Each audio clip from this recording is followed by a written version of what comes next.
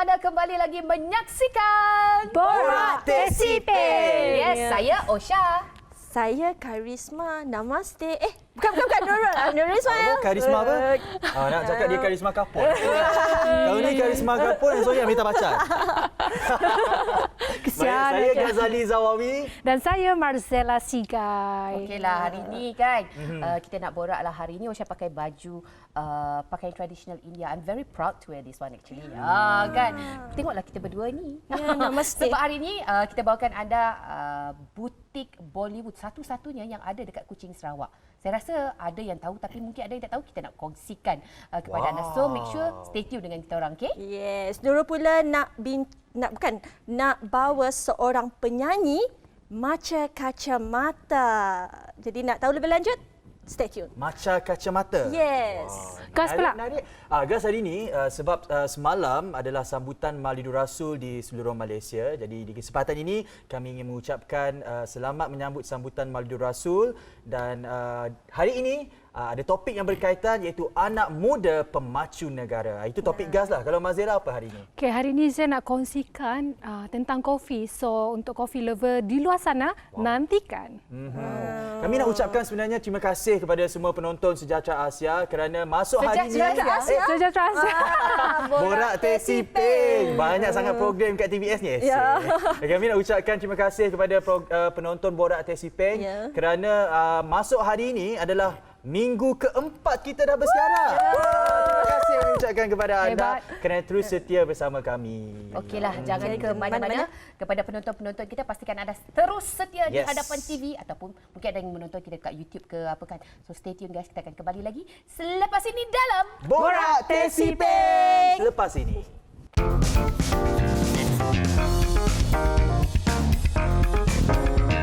Terima kasih kerana masih lagi setia bersama kami dalam Borak Teh C Peng. Jadi hari ini saya dan Osha menggayakan sari. Nampak sangat cantik Osha hari ini. Hari ini kita nak borak tentang apa Osha? Of course lah, kita nak borak tentang pakaian tradisional India. Sebab saya jalan-jalan. Lepas tu saya jumpa lah ada satu butik. Kalau tak silap saya terletak dekat MJC Batu Kawah, Kuching. Lepas tu saya, tak pernah saya nampak dekat Kuching ada butik ni. Jadi apa lagi, kita call, kita ajak, bawa lah masuk datang studio. Jadi inilah antara pakaian ataupun koleksi-koleksi daripada Lavastra Butik yang kami berdua gayakan. Dan awak sebenarnya menggayakan dari mana ni sebenarnya? Ini dari North India. Ya. Okey, dan saya pula menggayakan daripada South India. Bezanya selendang ni ke depannya kan?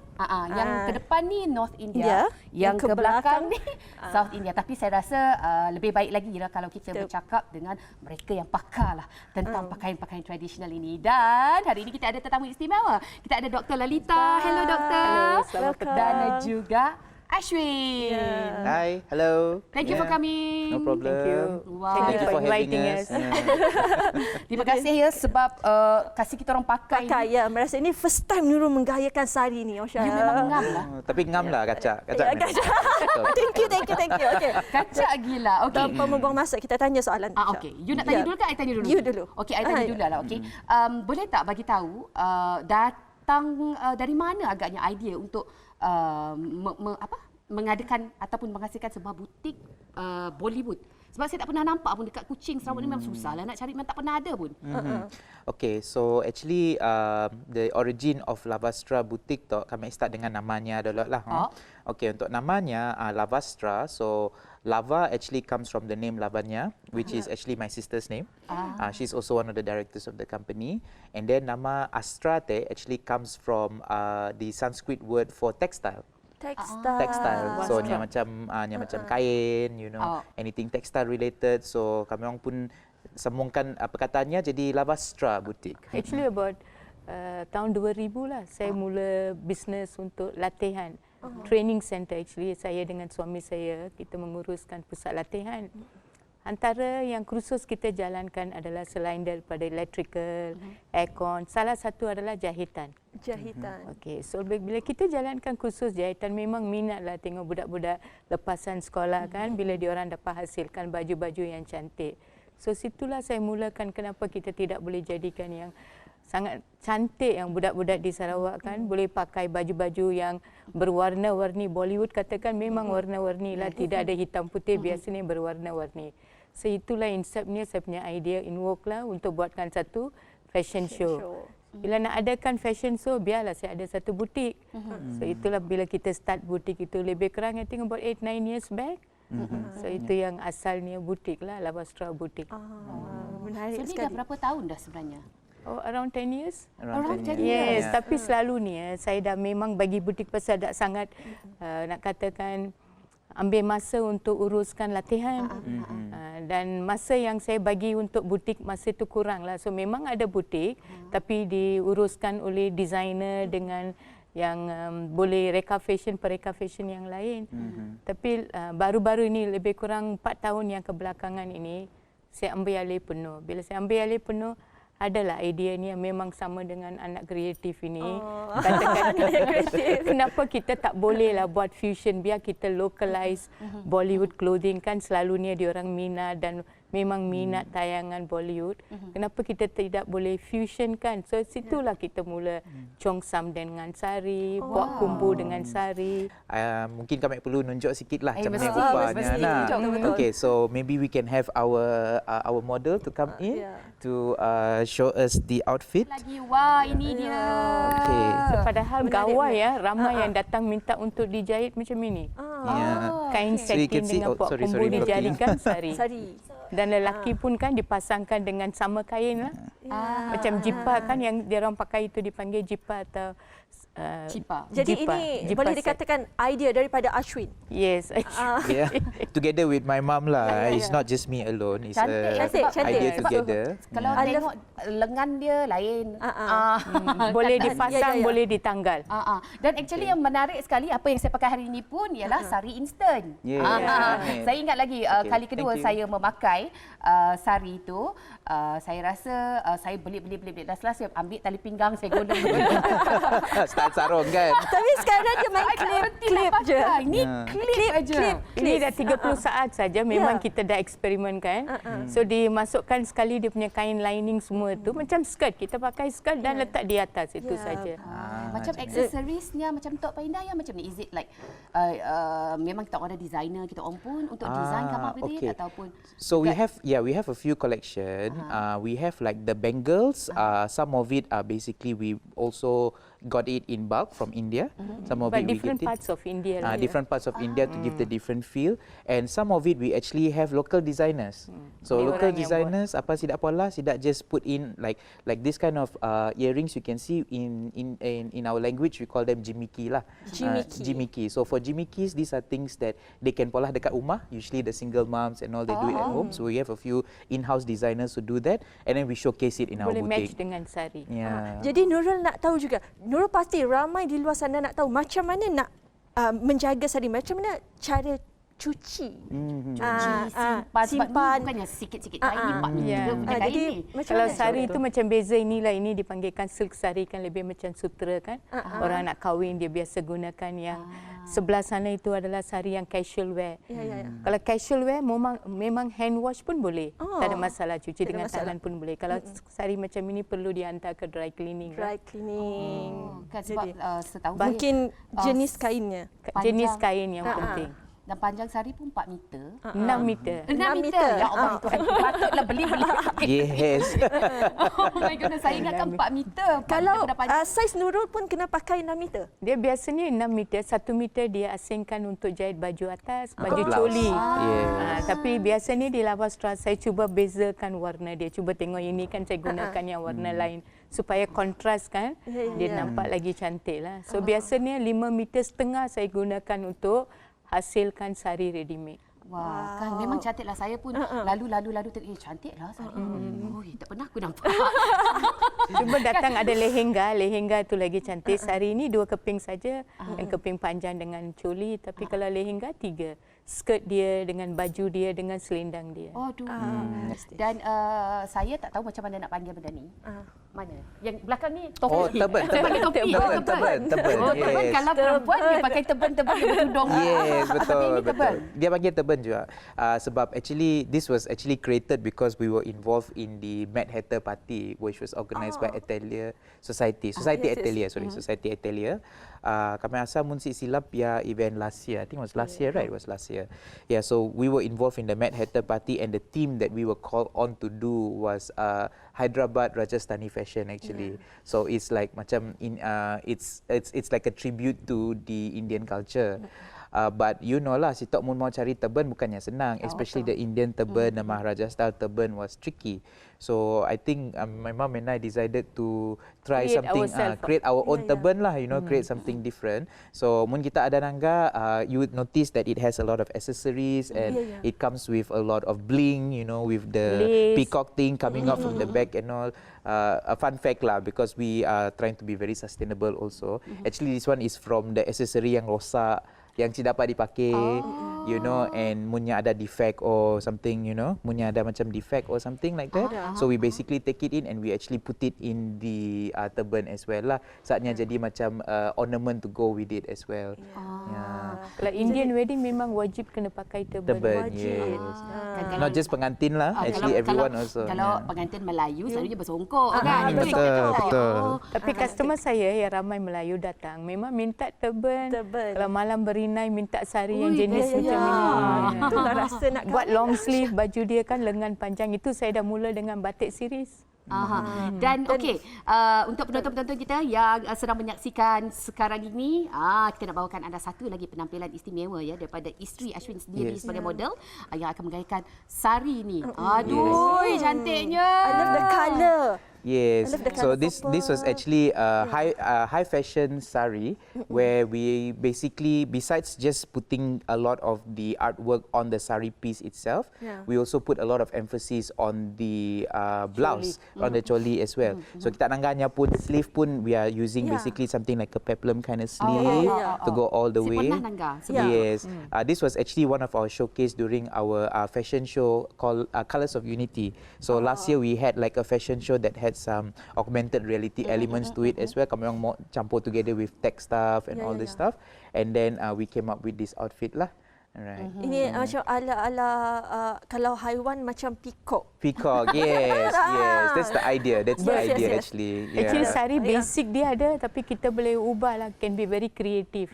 Buat dia punya coli lain, sari lain. Itu yang tunjuk dia lagi cantik lah. Okey, dan kami rasa juga pastinya lepas kita penonton-penonton kita yang dekat rumah atau dekat sini juga menyaksikan sekarang tu, mesti dah tahu dah kalau ada event dinner lah contohkan, ada tema banyak Bollywood, senanglah nak cari kita orang apa ini nak. So Seni nak cari kita orang mungkin daripada ada website ke, social media ke, boleh kongsikan dengan penonton boleh. kita. So our physical store is actually located in MJC Batu Kawah. Alright, so MJC Batu Kawah, we are actually on the same row as Singapore Chicken Rice, and our shop is just above Malabar Kitchen. So an Indian restaurant over there.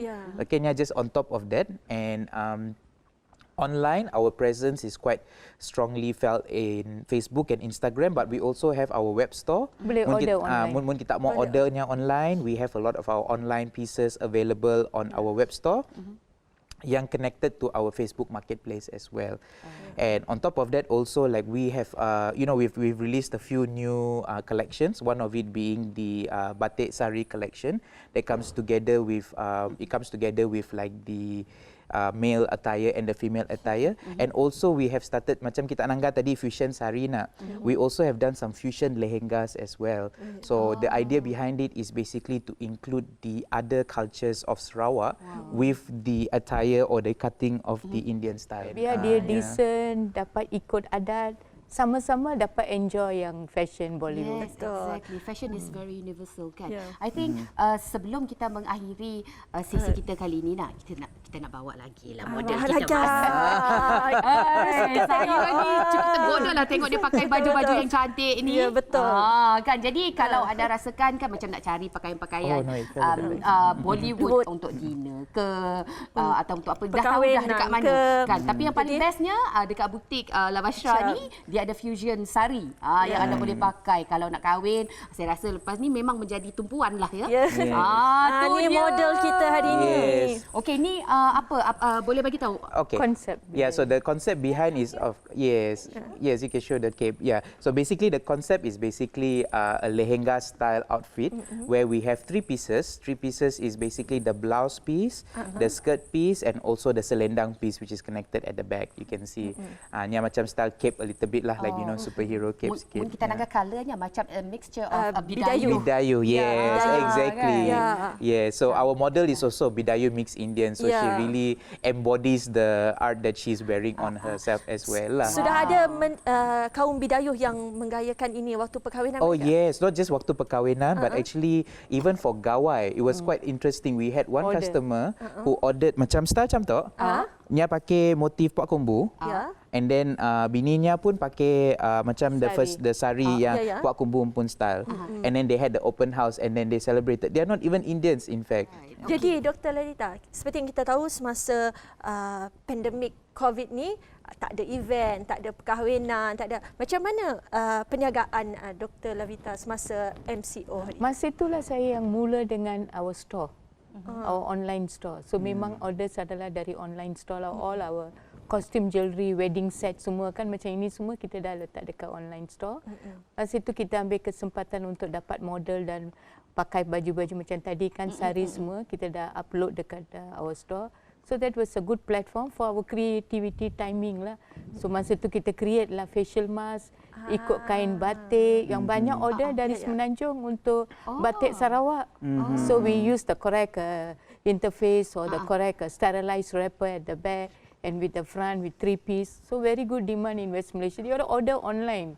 So tidak ada masalah, boleh survive. Hebatlah dua ibu dan anak ni kan.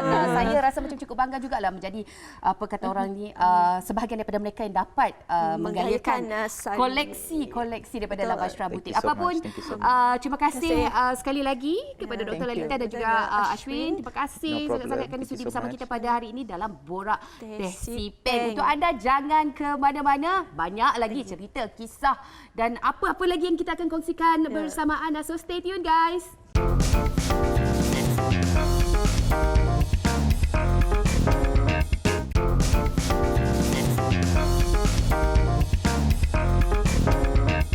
Namaste, Merana Nurul Ismail and Vanakkam, Yen Pere Osha. Hey. Ada hey. Kan sebab kita ni masih lagi menggayakan pakaian tradisional India. Jadi dia ada hey. Jangan hey. Kita tak hey. Tetamu kita pada hari ini. Let us welcome Ashwin dan juga isteri dia, Cecilia, right? Yes. Selamat datang ke Borak Teh C Peng. Kalau tadi kita bercakap pasal baju Bollywood, tapi kali ini pula kita nak ceritalah pasal dia seorang rapper, dia komedian juga, dia entrepreneur juga. Dia engineer tau. Semua boleh. Jual baju macam ni pun boleh juga. Design dan baju sama juga kan. Dulu adalah jurutera, masih ke? Tidak lagi. Sekarang saya dah join husband. So apa yang dia buat indirectly saya pun buat jugalah. So right now actually what got us to actually think about going into rapping and what got us into the industry is because we figured that like maybe it's time for us to focus on our creative side a little bit lah.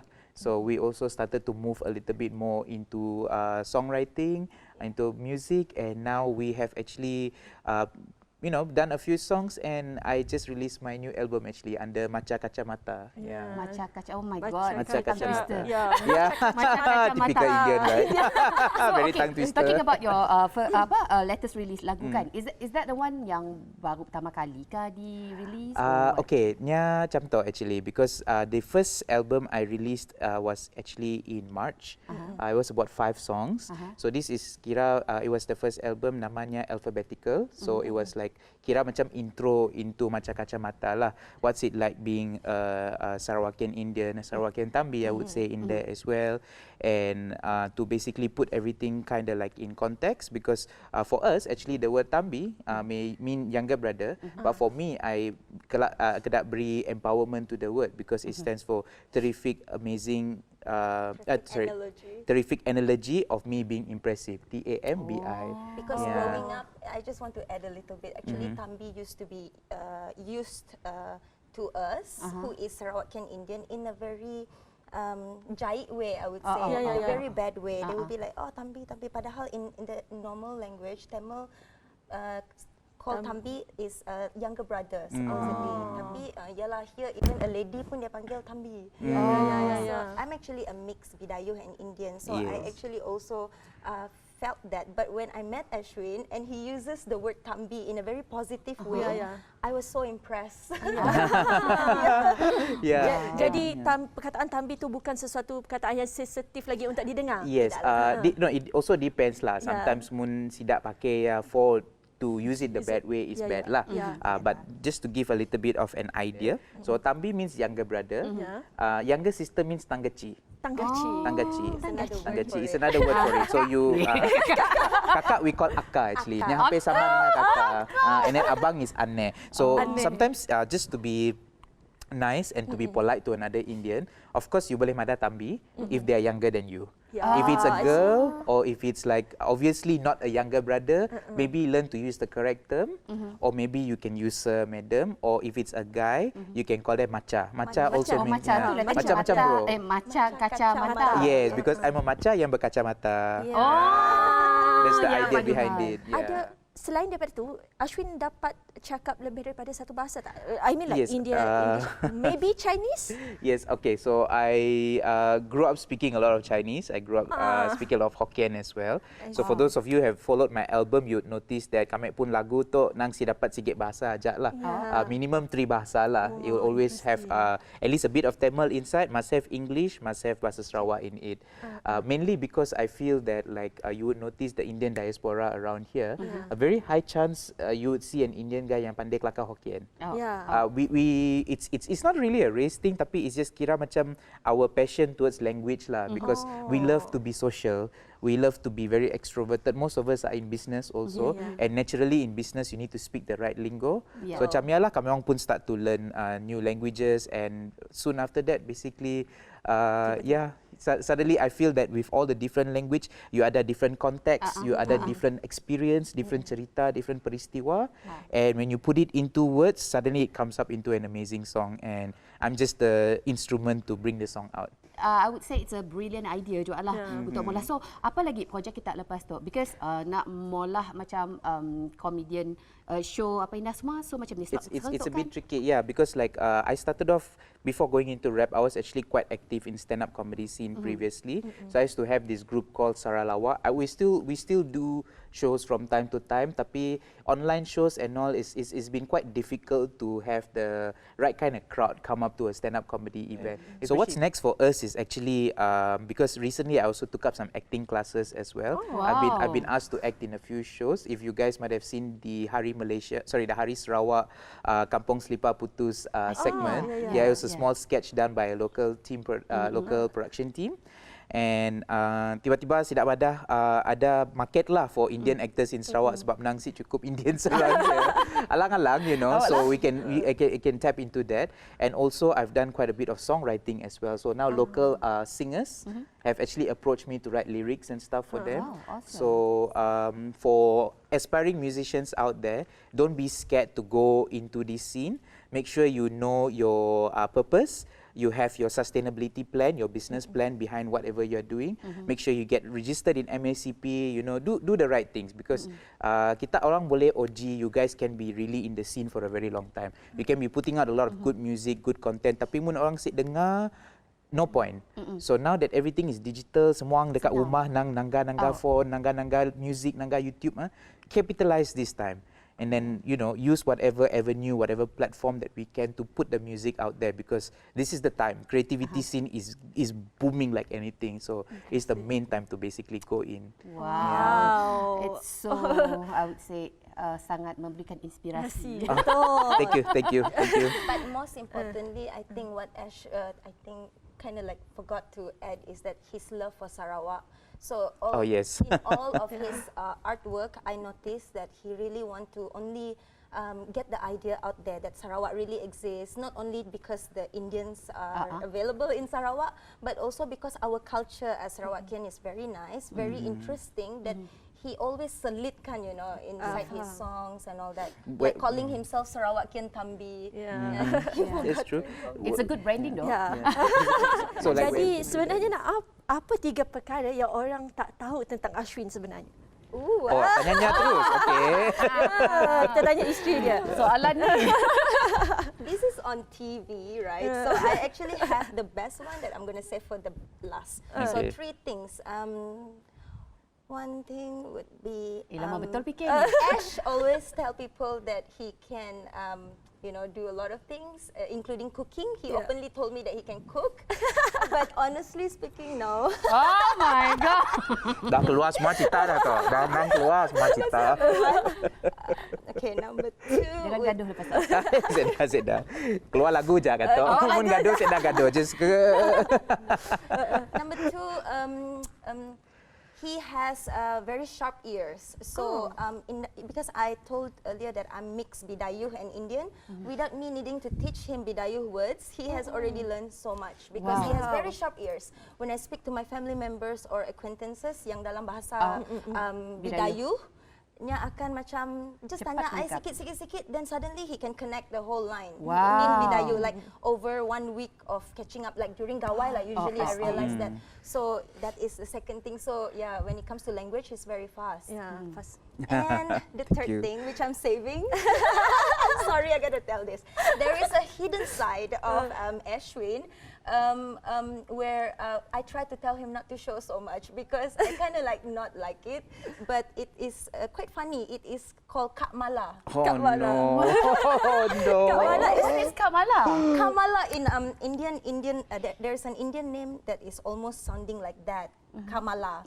So when you hear Kamala indirectly, you will already know that is supposed to be a lady. Indian woman lah, old woman lah. That is the lady side of Ashwin when he wants to be. So nya akan tiba-tiba keluar, you know, So dia macam style, dia macam style makcik bawang champion. Because when I did a few shows with Afiq Wazai and Fir Afandi, the makcik bawang champion thing comes out a little bit. So sometimes they call me Kak Minot because I look like Afiq a little bit.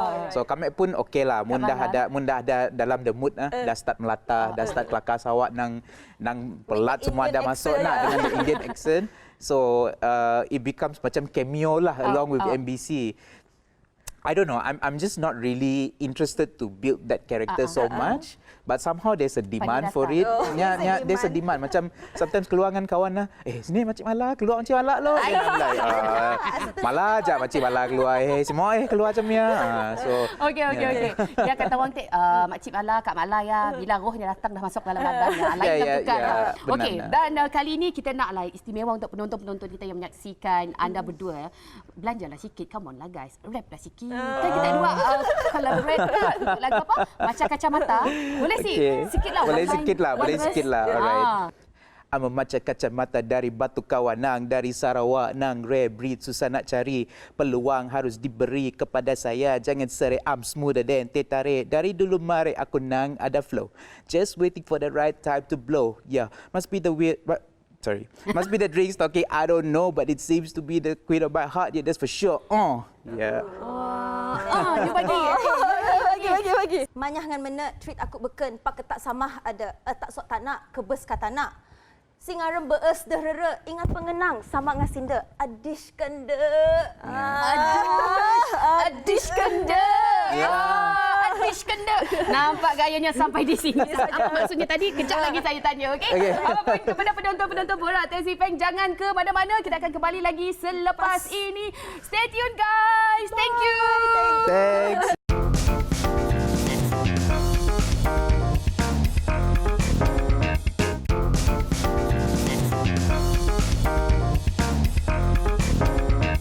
Berikan aku 1000 orang tua, nescaya akan aku cabut semeru dari akarnya. Berikan aku 10 anak muda, nescaya akan aku goncangkan dunia. Ha. Guagas lain macamnya hari ini. Mestilah lain Kembali macam. lagi dalam Borak Teh C Peng. Okay, Gas, boleh teruskan apa yang Gas nak bincangkan hari ini? Sebab semalam kita baru sahaja menyambut sambutan Maulidur Rasul peringkat Malaysia. Jadi hari ini Teh C Peng sangat berbesar hati dengan kehadiran seorang anak muda berjiwa besar, iaitu kami ucapkan selamat datang kepada Zarif Azhari. Ya, terima kasih. Zarif Azhari merupakan pengerusi untuk Persatuan Kebajikan Pelajar Islam Sarawak Perkepis. Baik, Zarif, apa sebenarnya peranan Perkepis ni? Jadi untuk Perkepis ni ataupun nama panjangnya adalah Persatuan Kebajikan Pelajar Islam Sarawak Perkepis, yang mana kami di dalam Perkepis sangat menitik beratkan dalam perkembangan untuk kepimpinan belia. Kita ingin mempersiapkan anak muda untuk menjadi pemimpin pada masa sekarang. Jadi antara yang akan kita latih adalah dari segi bagaimana untuk berkomunikasi dengan masyarakat, macam mana kita ingin melatih untuk berfikir secara analitik. Maksudnya betul lah anak muda ni kalau mereka digilap dengan cara yang betul, pastinya satu hari nanti inilah muka-muka pemimpin kita yang hebat nanti. Pemangkin negara, betul. Pemacu negara. Kalau kita lihat dari segi peranannya adalah khusus untuk golongan belia, apa pula antara aktiviti yang dijalankan? Jadi kebanyakannya aktiviti yang dilaksanakan di peringkat Perkepis selalunya akan berpaksikan dekat universiti dan juga di taman-taman perumahan, dan kita ingin mendekati masyarakat-masyarakat yang bermasalah juga. Kita tidak hanya berfokus kepada mereka yang sudah berjaya, tetapi mereka yang mempunyai masalah sosial juga kita akan difokuskan, diberi perhatian. Mazela. Okey, tema Maulidur Rasul pada tahun ini adalah Ummah Rabbani Negara Harmoni. Jadi biasa-biasa tahu kita tahu perkembangan semasa. Okey. Jadi Zarif, bagaimana Zarif melihat kepelbagaian ada di Sarawak ini boleh menyatukan anak-anak muda di Sarawak? Betul. Jadi saya melihat dekat Sarawak mempunyai lebih kurang 27 etnik yang berbilang bangsa. Jadi saya melihat ini adalah satu peluang di mana oleh kerana kepelbagaian dalam kesatuan, kita ingin melihat macam mana sesebuah masyarakat tersebut bersatu padu dalam membentuk sesebuah negeri yang aman dan makmur. Betul. Jadi antara aktiviti-aktiviti yang kita laksanakan adalah aktiviti kemasyarakatan. Contohnya pada bulan 12 ini pihak Perkepis akan melaksanakan program Back to School. Sebagai contoh, kita akan beli pakaian sekolah, kita akan beli kelengkapan sekolah, dan kita akan fokuskan bantuan-bantuan tersebut kepada pelajar-pelajar yang kurang bernasib baik. Jadi dari segi komuniti yang akan jadi penggerak adalah daripada kalangan berbilang bangsa yang kita akan buka kepada seluruh mahasiswa yang berada dekat Kuching, Sarawak. Dan cakap mengenai kepelbagaian, inilah Mazela tadi, walaupun non-Muslim tapi tahu tema untuk sambutan Maulidur Rasul itu satu. Yang kedua, saya dengar dalam Perkepis itu sendiri ada non-Muslim. Kepimpinannya ataupun anggotanya juga ada terdiri daripada non-Muslim. Ada juga. Jadi tapi kalau dari segi non-Muslim kita lebih fokuskan beliau kepada unit kebajikan, unit dari segi program-program kebajikan seperti bersih taman, bersih padang futsal. Tetapi kalau di segi intipati dalaman, macam kita buat program yang berunsurkan keagamaan, itu kita beri fokus kepada golongan-golongan yang Muslim. Tetapi ada kaum Cina juga kan? Ada juga. Cina, kaum-kaum Dayak yang lain pun ada turun menyertai Perkepis. Ada juga. Baik, kalau kita kita buka skop perbincangan kita lebih luas, kita lihat dari segi media sosial. Okay, kita nak tahu jugalah sebelum itu kita nak tahu macam mana Perkepis menggunakan media sosial ni untuk dekat dengan komuniti khususnya anak muda. Jadi kita melihat hari ini media sosial yang ada di tangan anak muda bukan lagi satu benda yang tidak penting. Ini adalah satu keperluan yang mendesak. Sebab hari ini dalam keadaan MCO semuanya melalui online. Jadi dengan adanya media sosial ni kita akan mempromosikan kepada anak muda tentang program-program kemasyarakatan, dan kita ingin mempromosikan kepada anak muda juga bahawa hidup di dalam suasana universiti ini bukan hanya terletak 4K. Apa 4K? Yang pertama sekali adalah kafe. Oh, yang okey. kedua adalah komputer. Yang ketiga adalah katil. Okey. Dan yang keempat adalah kelas. Oh, kelas. Kalau gas, kelas. Kalau ni, katil. Gas tak baik, gas. Kafe lah. Kita Kita suka tanya minum lagi kopi. dengan saudara Zarif. Okey, nak tahu jugalah apa inspirasi penggerak kepada Zarif untuk meneruskan perjuangan Zarif untuk terus terlibat dalam berkepis. Terus berbakti kepada komuniti anak muda ni. Jadi sejujurnya saya sudah berada di dalam lapangan Kebajikan Persatuan ini lebih kurang dalam 8 tahun. 8 tahun. tahun? 8 tahun. Semenjak saya lepas PMA lagi. Tapi memegang jawatan sebagai pengurusi berapa tahun? Yang ini adalah tahun yang kedua. Okey. Jadi yang saya inspirasi adalah daripada seorang gubernur daripada Jakarta yang bernama Anies Rashid Baswedan. Dan beliau pernah berkata di dalam pidatonya semasa beliau menjawat jawatan Menteri Pendidikan Indonesia, beliau mengatakan anak muda memang kekurangan pengalaman. Betul. Dari itu mereka tidak menjanjikan masa lalu, akan tetapi mereka menjanjikan masa hadapan buat anak bangsa. Wah. Kata-kata seorang role model. Kalau orang kata tidak diberi platform sebegini untuk mengangkat anak muda, kita mungkin tidak tahu kewujudan seorang anak muda berjiwa besar seperti saudara Zarif ini. Dan Mazela, kalau kita bercakap mengenai anak muda ini adalah penentu masa depan negara, penyalahgunaan media sosial tu sering berlaku dalam kalangan masyarakat kita marca pada ini. Jadi apa pandangan Zarif mengenai hal ini? Jadi bagi pandangan saya adalah berkenaan dengan sosial media, yang pertama sekali belia pada hari ini haruslah cakna dan menggunakan sosial media dengan sebaik mungkin. Sebab kita tahu setiap apa yang ada kebaikan pasti ada keburukan di sisi yang lain.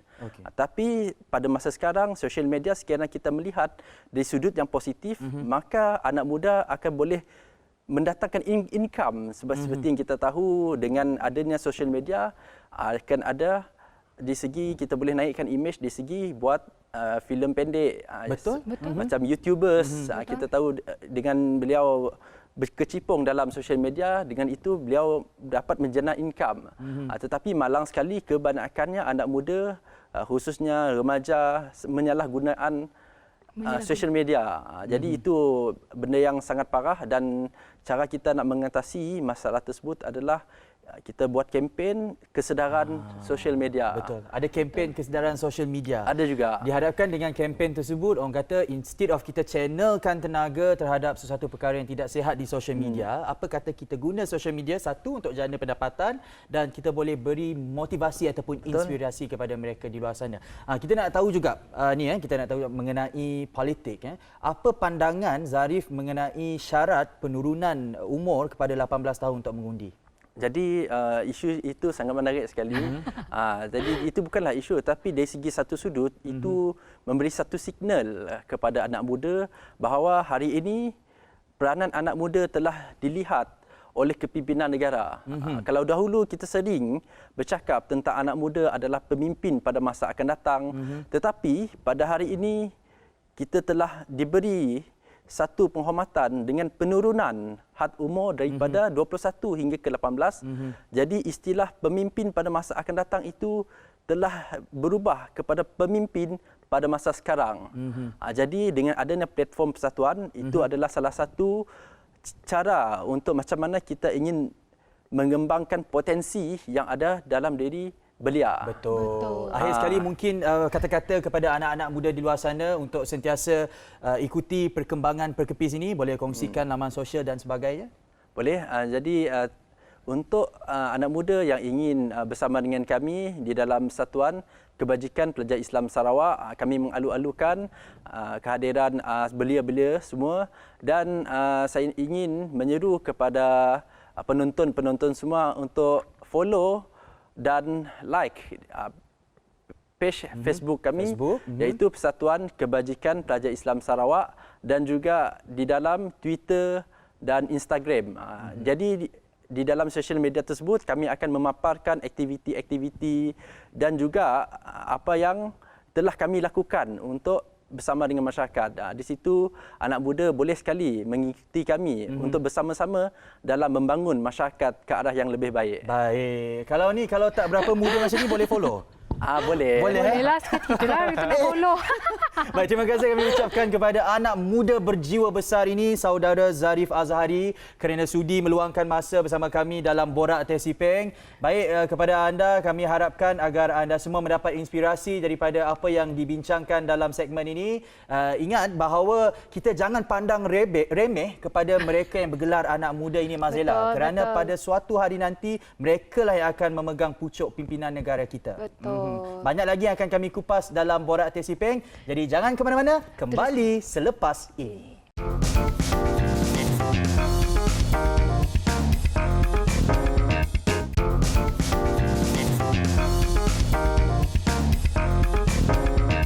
Kembali lagi dalam Borak Teh C Peng. Okey guys, hari ini Zel ada topik istimewa pasal kopi. Khas untuk kopi lover di luar sana. So guys, peminat kopi? Secara jujurnya tak minat kopi, tapi kalau kopi yang kafein dia rendah tu okey.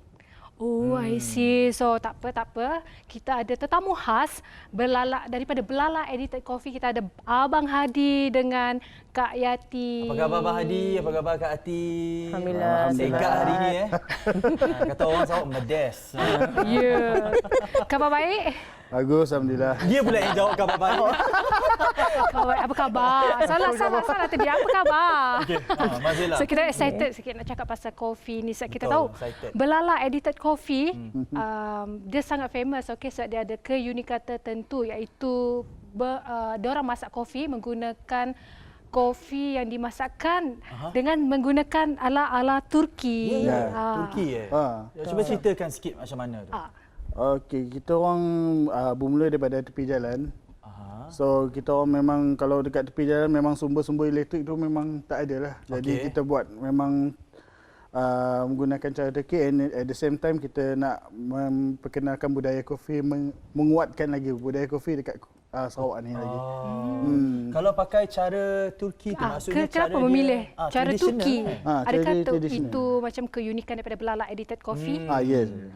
Yang itu keunikan dari Belalak Edited, bukan setakat cara masakan, kita mempunyai resepi tersendiri.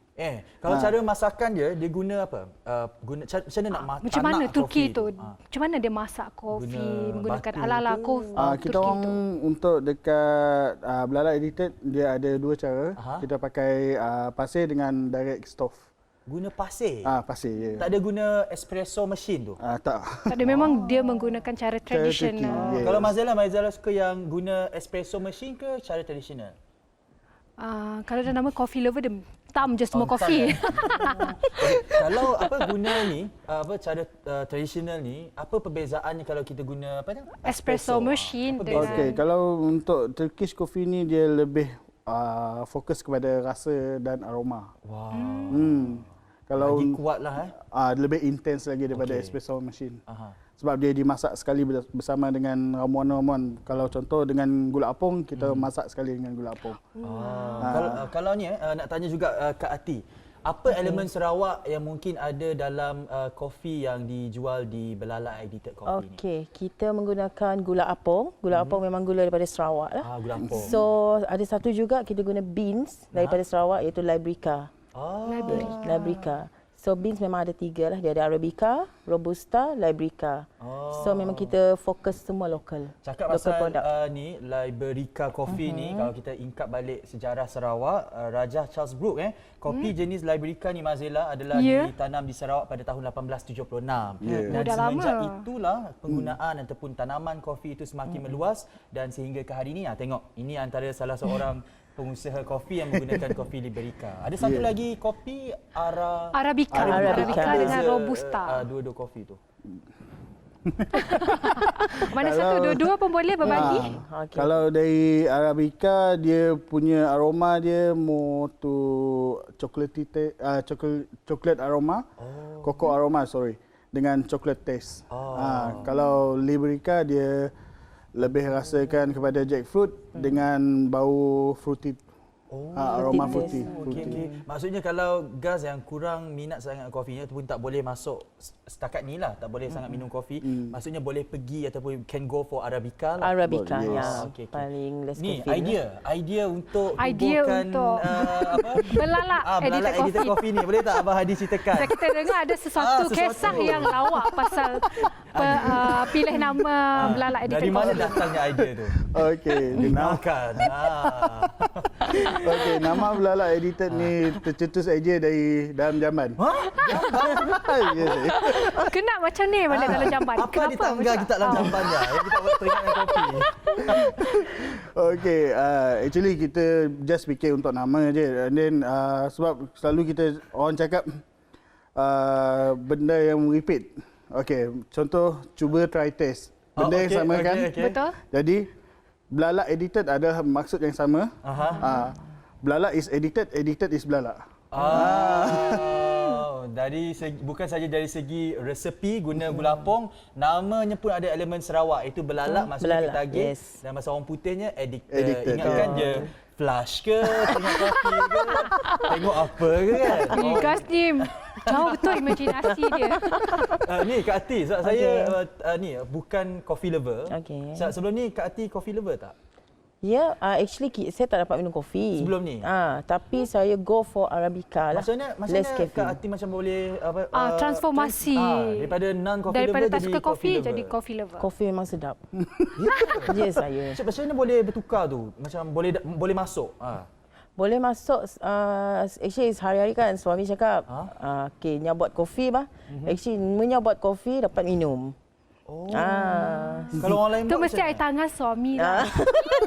Jadi kalau minum dekat tempat lain dapat terima tak? Dia mesti air tangan suami lah, Gas. Betul? Kalau Gas tak ada isteri macam mana nak minum kopi?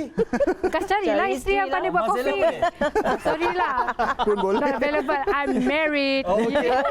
Jangan nak mencantas, okey? Dengan firmnya dia cakap dia married. Soalan yang seterusnya Puan Mazela. Ada. Sebenarnya ada sesuatu yang lawak jugalah. Fun fact pasal kopi ni dekat Arab kuno dulu. Kalau dah tahu. Gelak tengok muka dia. Janganlah Gas. Kalau Gas tak tahu, and then kalau semua orang nak tahu, fun fact pasal kopi ni, kalau dekat Arab kuno dulu, kalau si isteri tak pandai buat kopi, dia memang kena cerai. Boleh diceraikan terus. Kak Aiman dia buat kopi kat rumah? Pandai. Dah pandai dah sekarang. Dia orang masih still together.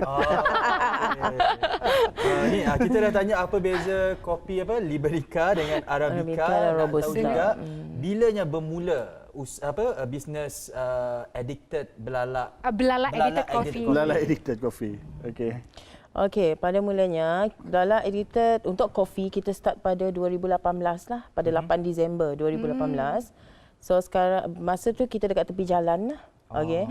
So lepas untuk 1 hari bulan 1 2020 kita dah pindah dekat The Hills Kuching. So ramai-ramai boleh pergi The Hills Kuching lah, bawah dekat Pullman Hotel. Bawah Pullman Hotel. So far macam mana penerimaan sambutan daripada orang ramai dengan Belalak Edited Coffee? So far untuk penerimaan syukur alhamdulillah. Dia dapat sampai ada customer yang compare kita dengan customer juga Starbucks. Itu satu pencapaian. Kita pun macam wow. Tak sangka pula. And then even our international customer pun dia Suka? dia datang hari-hari. Repeat customer. Hari-hari datang. Kalau repeat customer tu maksudnya memang betul-betul sedap lah kopi. Berkualiti. Kalau Tak silap resepi dia memang dibuat oleh Kak Yati dengan Abang Hadi sendiri kan? Kalau last week kita dah pergi pantai kan? Mengakulah pergi pantai dengan Gas last week kan? Yalah, Gas dalam ngopi boleh pergi ngopi. Boleh, tapi boleh. Free? Tak adalah. Boleh. Gas semua benda nak free Okay lah. Babe, COVID-19 pokai. Jujur. Ni, Allah terjatuh. Tak apa. Biarkan terjatuh. Ini aura kopi kuat sangat. Ni cabaran masa COVID-19 ni menjalankan usaha bisnes kopi ni. Apa antara cabaran dan macam mana Puan dan Encik Hadi mengatasinya? Okey, untuk semasa MCO ataupun selepas MCO? MCO dan pasca COVID lah. Okey, sebelum MCO cabaran kita orang semasa first kali buka dekat tepi jalan dulu. biasalah customer agak skeptical sikit kopi kan, tentang kopi dia tempatan. Faham. Jadi bila kita slowly grow and then Kita share knowledge and then people customer suka akan semakin datang lah. And then MCO menjadi lebih challenge dengan kita orang because kita orang memang totally 360 tukar business. Oh, maksud macam mana? Kita orang masa tu MCO lockdown kita tak jual kopi. Okey. Kita jual kek. Kek Dan dengan buat catering ada pack food. pack food lah, pack food. Tapi sekarang dah balik lagi buat kopi. Yes, Mungkin kalau ni saya, Mak Zela dan penonton di rumah nak tahu perkembangan ataupun menu-menu terkini daripada Addicted Belalak edited coffee. Mungkin ada laman sosial yang nak dikongsikan? Okey, kita boleh layari Instagram kita lah. Kita ada Instagram, kita ada Facebook. Apa-apa boleh WhatsApp lah, number ada dekat Instagram. Nama Facebook tu apa? Belalak Addicted Coffee. Belalak Addicted Coffee. Baik, terima kasih kami ucapkan kepada pengusaha Belalak Addicted Coffee, Encik Hadi dan Puan Ati. Harap kita dapat ngopi nanti Mak Zela. Boleh gas belanja. tak nak. Okey. Gas mesti gentleman. Okay, boleh, tak ada masalah. Producer naikkan gaji producer. Boleh belanja semua kru. Okey, jadi ni kami ingin ucapkan sekali lagi kepada anda kerana sudah 4 minggu kami bersiaran dan mendapat respon yang sangat positif daripada anda. Kesetiaan dan sokongan daripada anda sangat kami hargai. Betul tak Mak Zela? Esok macam-macam lagi topik akan kita bincangkan. Betul. Topik Mak Zela esok apa?